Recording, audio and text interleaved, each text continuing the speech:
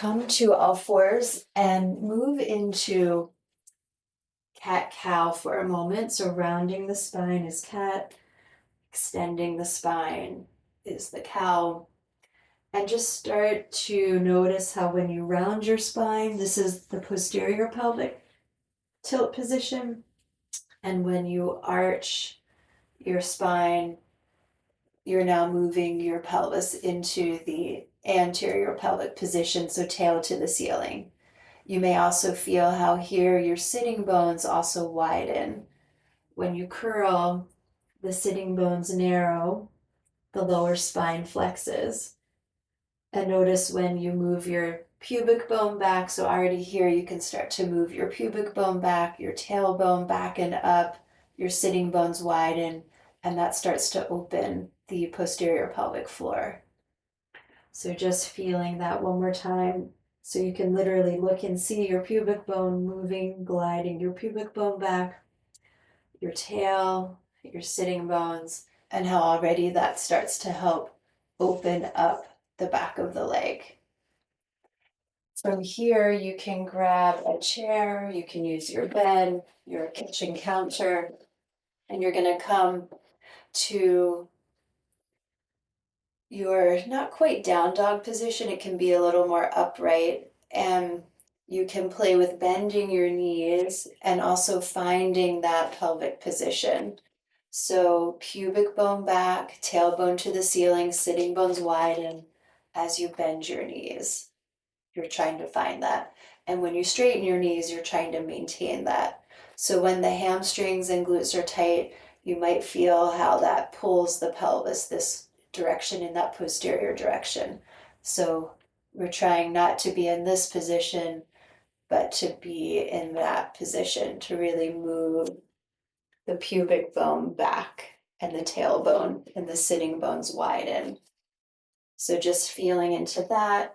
And you can always modify if you come up higher, that will help take out some of the pull if it's too much. You can also step further back if you need more space and have more range.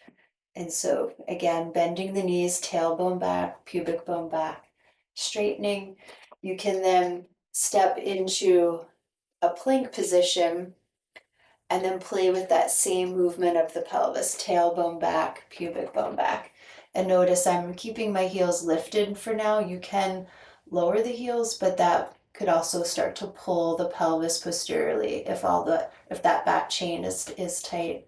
So coming forward into the plank, just being there, feeling that, and then starting with it will feel like a stick your butt out motion. So I'm really trying to find my pubic bone to take me back.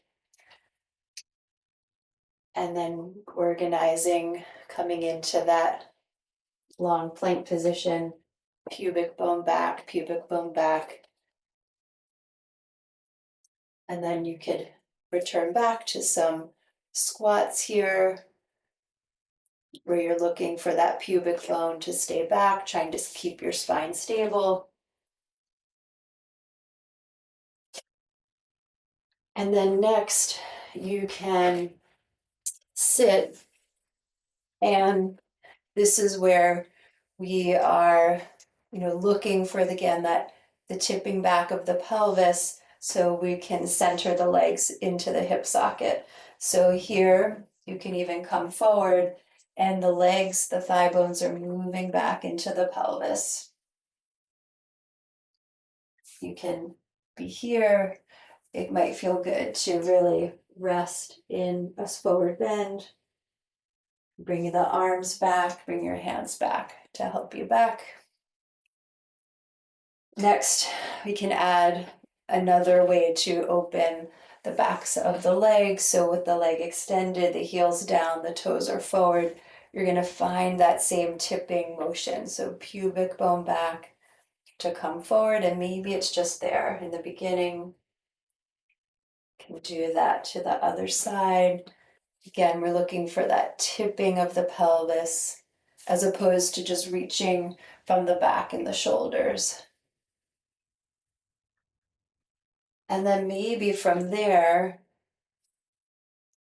you go forward, and then you can start to add a little more relaxation of the spine. But first, you're getting the thigh bone to come into the pelvis. The pelvis is rotating to meet the thigh bone. There's a little bit of weightedness on my heel to help with that action.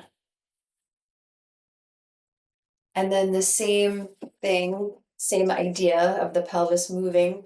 You can bring the leg to ankle to knee, and same organization. The pelvis can rotate to bring you forward. We're not going the most far forward. And the side angle of that, the leg, again, you're getting the pelvis to tip.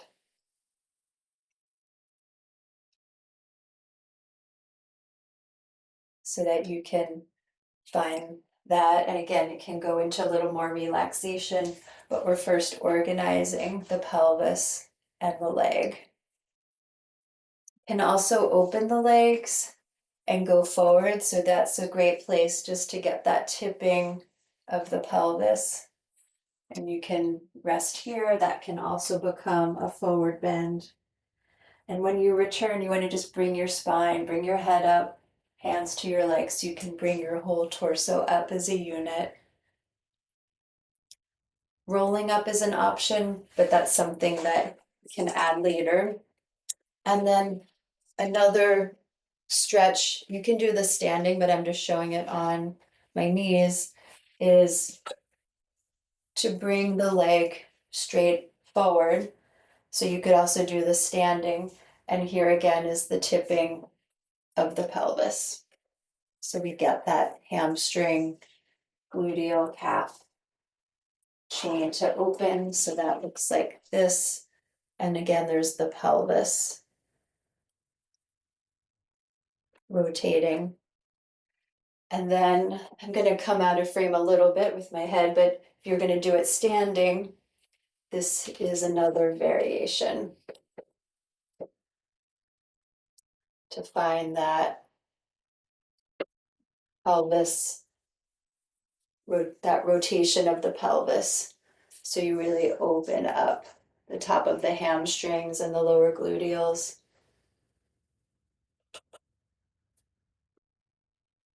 And that's going to start to organize the pelvis to bring the pelvis into a more neutral position. So when you're standing, the pull of the hamstrings won't posteriorly pull or tuck the pelvis and pull the pelvis, and also pull on the lower back.